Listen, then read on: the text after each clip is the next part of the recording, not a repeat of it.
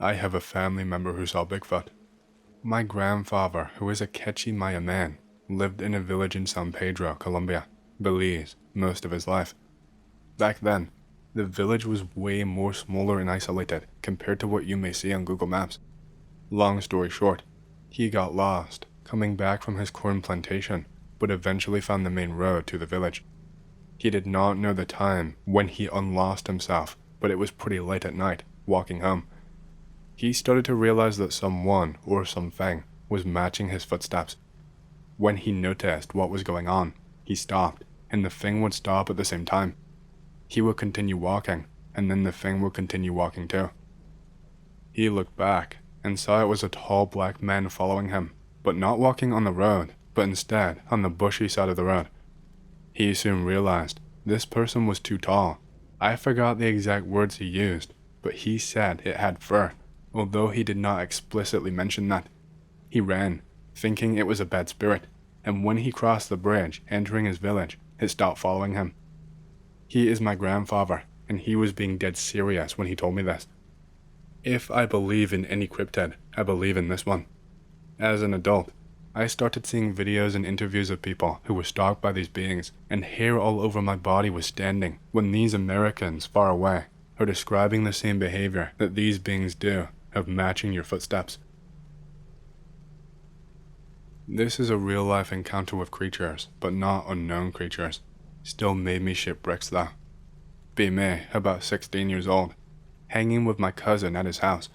He lives in a very rural area, i.e., the closest hole-in-the-wall gas station is a 30-minute drive away, and it is the only store anywhere near him. We are walking up this pitch-black road to meet some people for a game of manhunt.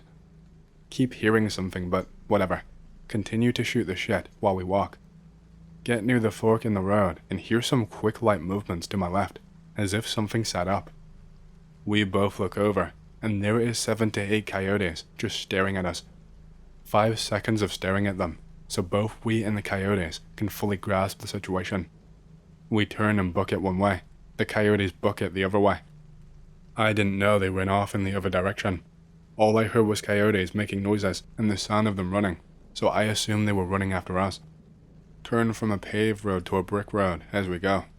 Kind of stupid actually, because there has only been 2 deaths by coyotes in North American history, but during situations like that, these kinds of facts tend to leave you momentarily.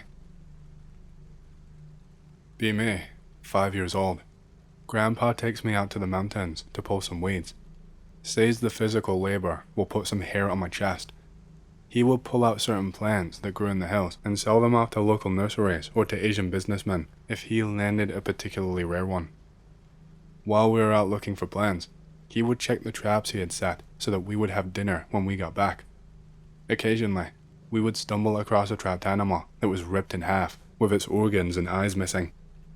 Grandpa always cursed Bigfoot when he found them. Said that goddamn monkey-ass rat bastard got into his shit again. Anyone from the southeastern US have any ideas on what it actually was that was targeting his traps?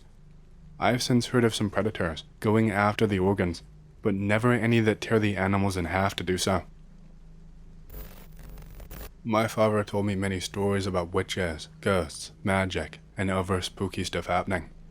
My father and my uncle lived in the middle of the Danube Delta in a little village that is now almost depopulated when they were little. These stories happened in the 1960s up to the 1970s, and most stories are corroborated by his brother and my grandparents that also lived there. I will talk first about the witches. The village had 2 witches, a good witch and a bad witch.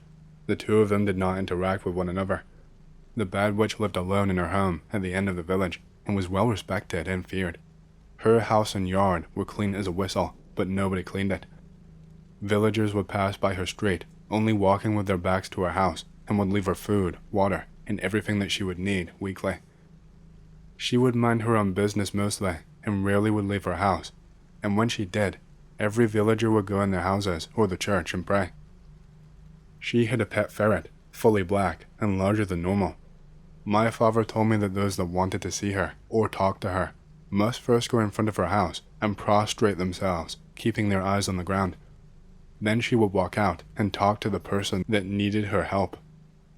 One time, after a wedding, a group of drunk guests from another town started to throw rocks and make a mess by breaking a few windows, pissing on the fence, shit that drunkards do. Then a grueling screech was heard, and one of them died on the spot, while others pissed their pants and ran away mumbling like madmen. None of them spoke ever again, as if they were mute from birth, but one of them wrote that he has nothing else to say to the world, and that his silence was well deserved. The face of the dead body was eaten by her ferret. The Good Witch was an active member of the community and was sought after by many people, some even from faraway villages.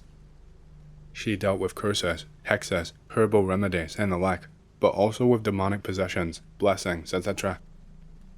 At full moon, and some nights, the entire town was going with lanterns into the nearby forest to find herbs.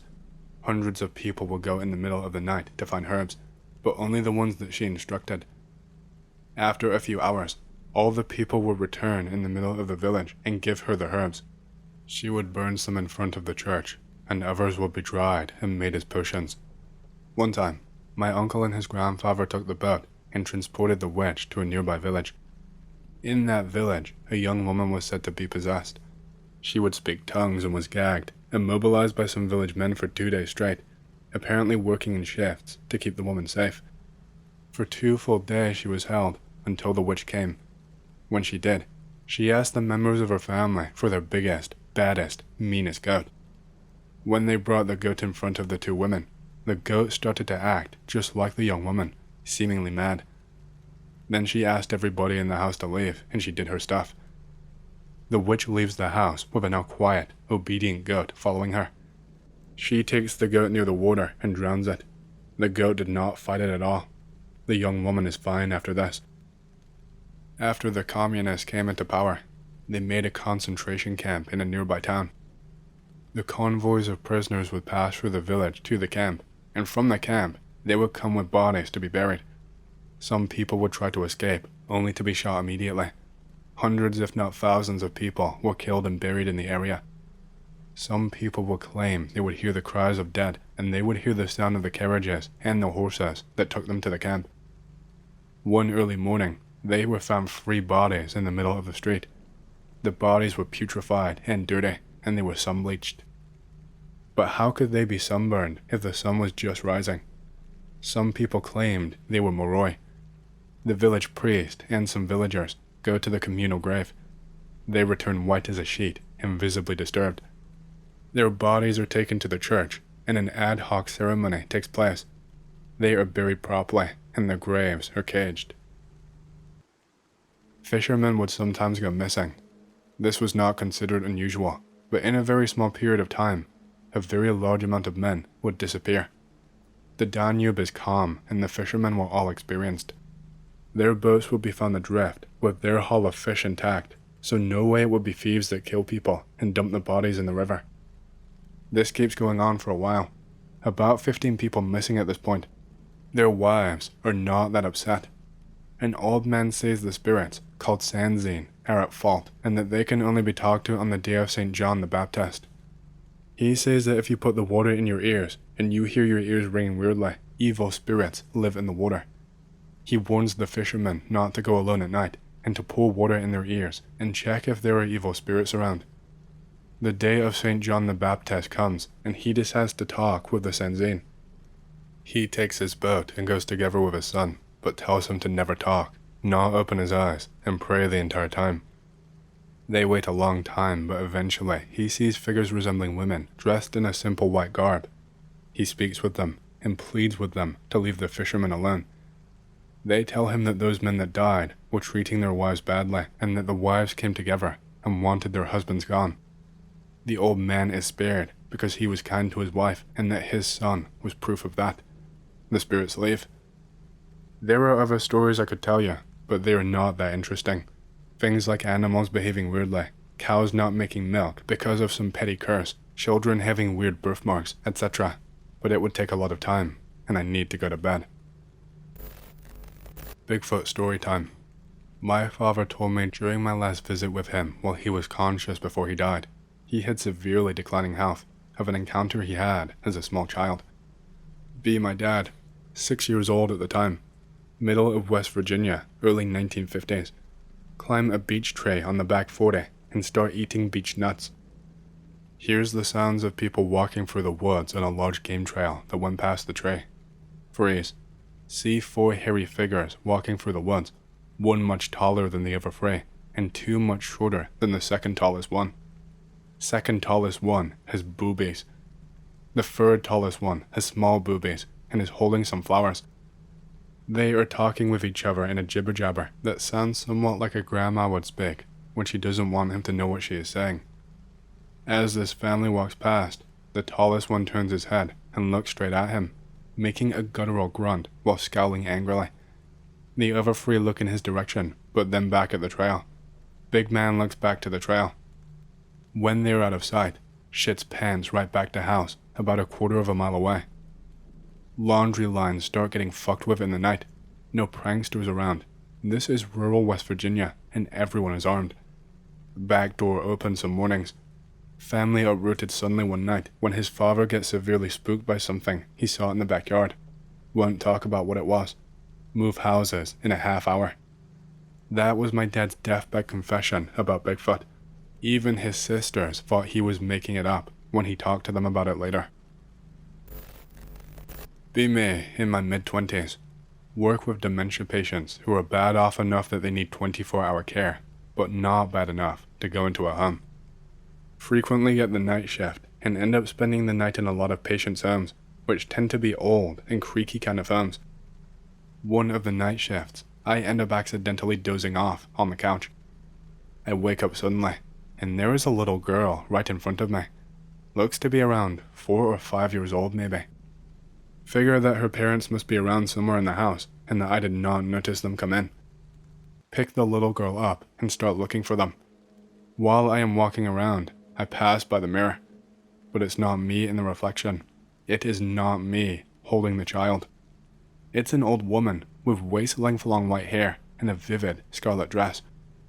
I set the child down on a chair to get a closer look and start freaking out as the older woman continues to copy my movements. Turn back around to get the kid and get out of there, but the child is gone. Leave the house, race across the street to my car on the other side, and start fumbling for my keys. There is a full moon out, and the trees above are casting the car in all sorts of strange branching shadows. Hear a sudden snap behind me. Wake up for real this time, and for a split second, see the same child from the beginning, standing beside the couch, right in front of me. Then it's just me alone in the darkness again. The next morning, when I was preparing to leave, I noticed the same hallway that I had been walking through in the dream. There was a full-length mirror and a chair right behind it, with a doll sitting in it. The doll looked like the child. No idea what the woman in red was about though, since my patient was a man.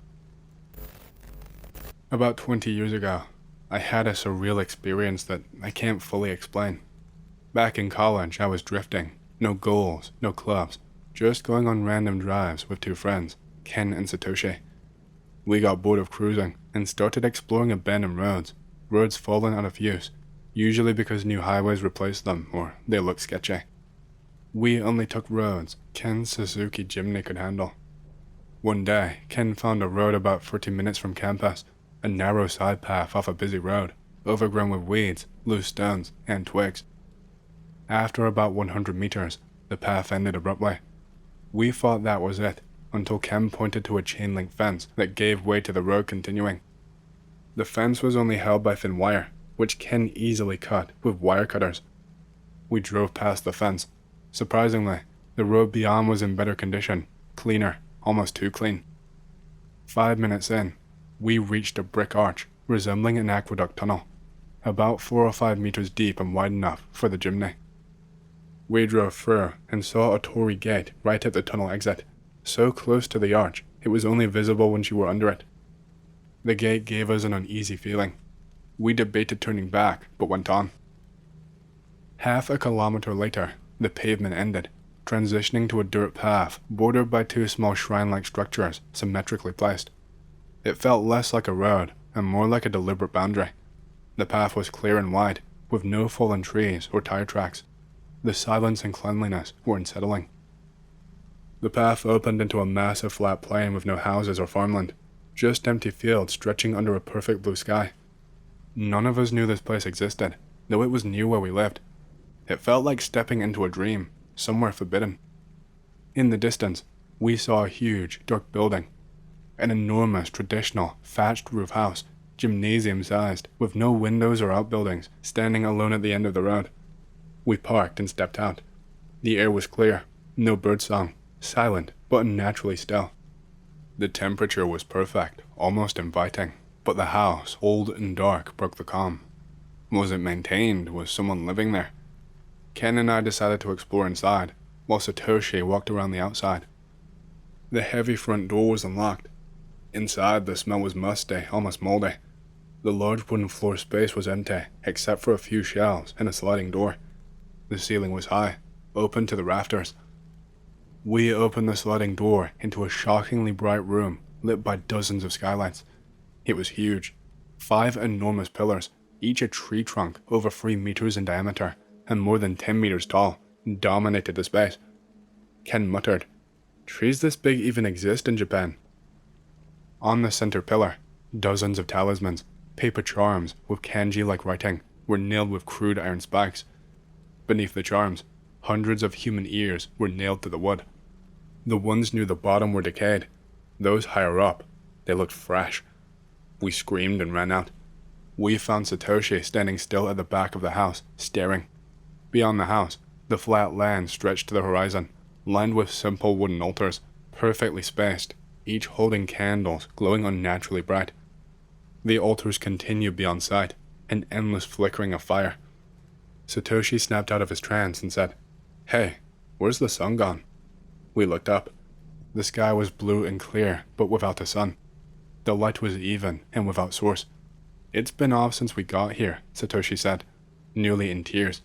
"No birds, no bugs, no grass anywhere near." We grabbed him and ran to the car. I glanced back. The front door was closed, though I was sure we left it open. We did not talk on the way back.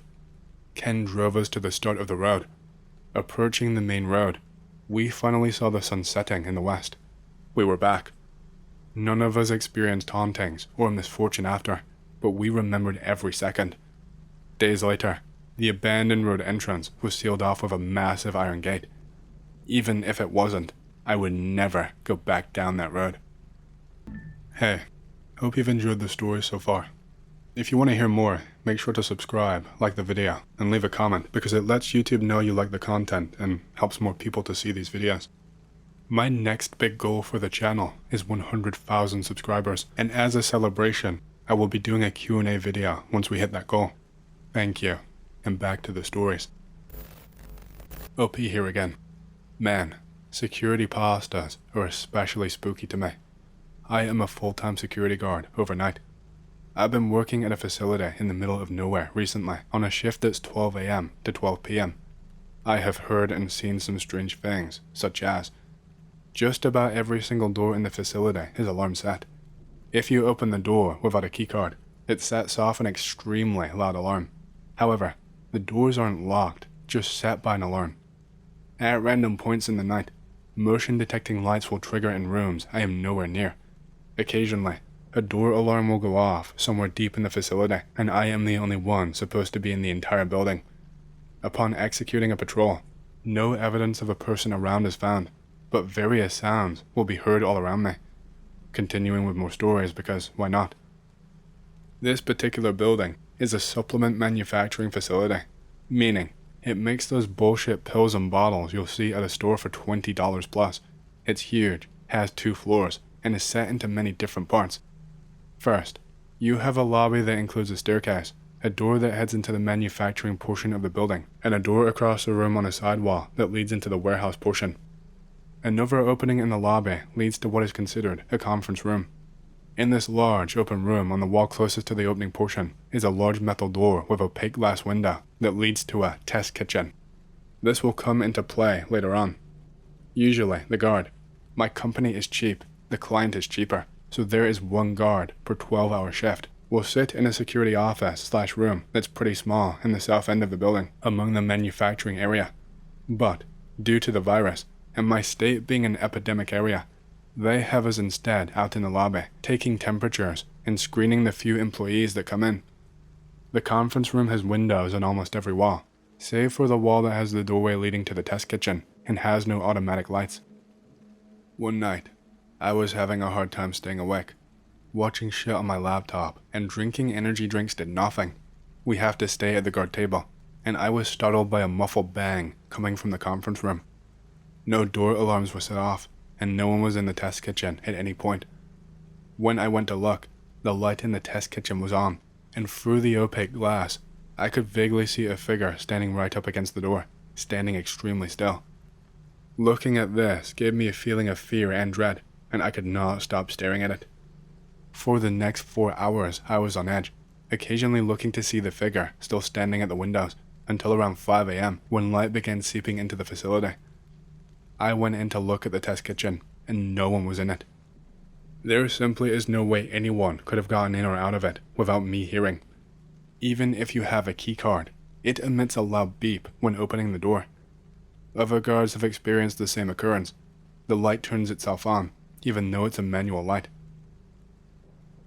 Another story I have from this facility takes place back before the virus, when we had to do our foot patrols. The facility, as I mentioned, is pretty large. Completing a foot patrol, scanning buttons so they know you're not sitting on your ass and not patrolling, takes around 14 minutes if you are fast.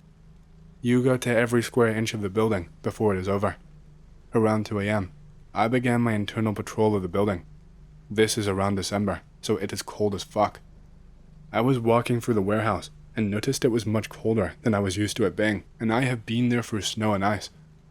As I am rounding a large shelf, I hear a scream that sounded very human and very brief. Once again, I am the only person supposed to be in the facility. I quickly run around the warehouse with my flashlight, looking anywhere and everywhere I can, finding nothing. After the scream, I did not hear any running or anything at all. I cut my patrol early to go and check the camera feed in the guard office to find every single camera was unreachable. This instantly scared me, because what if something was going to head to the office and I did not see it? I stayed in the office, paranoid and waiting for the cameras to come back. Slowly, they began to populate again, with the warehouse cameras showing up last. I went to locate the time that I heard the scream, and looking at all of the cameras while trying to locate myself on the many cameras. There were a lot of cameras, mostly just pointing at walls and useless shit. I finally found myself on patrol in the saved CCTV footage. At the time I heard the scream, I'd seen on the camera turning around, startled, and then running off, which right after, all of the camera shut off. Looking through all of the cameras, I could not find a source for what I heard. This always freaked me out when I came back to this facility and thought about it. No other guards take this contract with the facility, and I've always wondered why, seeing as how all you do is just watch the place, and there is no complex post-order. Just do a foot patrol, and then hang out for a few hours, doing whatever you want. Every time the company establishes a regular guard for the place, they ask to be reassigned less than a week after. So far, I am the only one who has been consistent, the staff have told me. Don't have many other experiences, but I felt like these were pretty fucking spooky and worth talking about. Be me. Junior year of high school. Have a schizo friend from Ireland. Friend tells me about their experiences with the Fae from when they were little. Think they were just being schizo. Flash forward a few months. Getting ready for school in the morning. Walk into my room. See a weird figure run from my bed into my bathroom. Figure was quite small, only about a foot tall, pale white skin, grey bird wings. Rush over to where it was on my bed. See a small indent in my blanket from where it was sitting. Go into bathroom. Figure is gone. Flash forward again a couple of weeks. Sleeping, dreaming about something random. Start to smell schizo friend. I like the way they smell, so it calms me. Wake up due to smell. Feel something walking on my bed. Think it's my cat. Remember my cat died a few months ago. Panic. Whatever is on my bed starts to play with my hair near the nape of my neck. I notice that it seems to be walking on 2 feet due to pressure on the bed. Panic even more. Try to talk/move, but I can't. Begin to muster all of my strength. Finally start shaking violently. Entity stops playing with my hair and vanishes.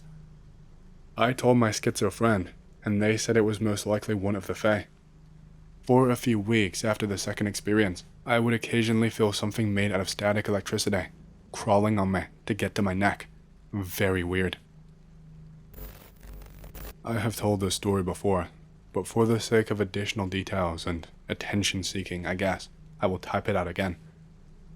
When I was about 11 years old, I went up to the family cabin to spend some time with my cousins, and we decided that it would be fun to go on an adventure into the woods. So we walk away from the main clearing and into adventure.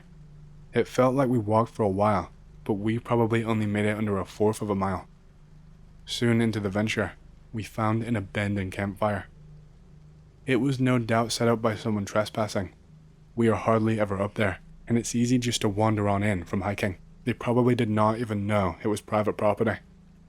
Anyway, there is something wrapped in tinfoil in the center of the pit. I don't know what it was, or if anyone even opened it, as I started back towards camp soon after.